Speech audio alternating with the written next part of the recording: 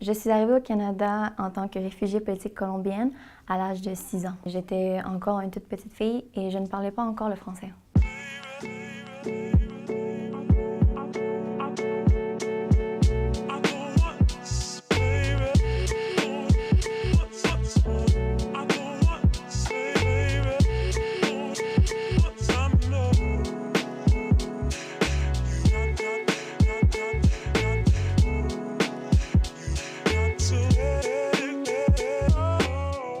C'est très important d'avoir accès à l'information pas filtrée, d'avoir une liberté d'expression, la liberté de presse aussi, car c'est avec ces droits qu'on peut vraiment savoir la réalité d'un pays. Sinon, on va juste avoir la perspective de l'élite d'un certain pays.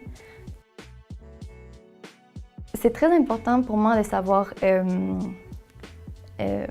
ma propre histoire, mais aussi l'histoire de mon pays. Ça m'a aidé aussi à me comprendre moi-même, comprendre aussi qui j'étais. Comment je fais pour m'informer, c'est surtout en lisant des journaux qui sont indépendants, des livres qui sont écrits par justement des personnes qui sont impliquées politiquement ou dans d'autres domaines de la société. Les personnes ont un grand préjugé envers mon pays. Je veux dire, quand les gens pensent Colombie, c'est égal à la cocaïne, mais c'est tellement pas juste ça. Bon, le cliché du Colombien typique, ce serait peut-être une personne très enjouée, qui adore danser, très de communauté, qui adore partager, généreux et oui, un peu en retard.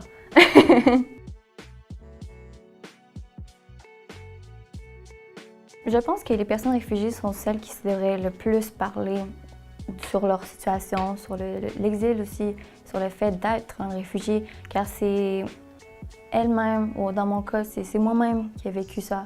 C'est moi-même qui connais vraiment les émotions, les détails de tout ce qui peut passer, de ce qu'on vit en général. Tout simplement parce que elles peuvent aider d'autres personnes qui vivent la situation aussi pour dire juste un témoignage comme j'ai passé à travers de cela, j'y ai survécu, mais également pour aider les autres personnes qui ne l'ont jamais vécu à comprendre aussi de ce qui se passe réellement.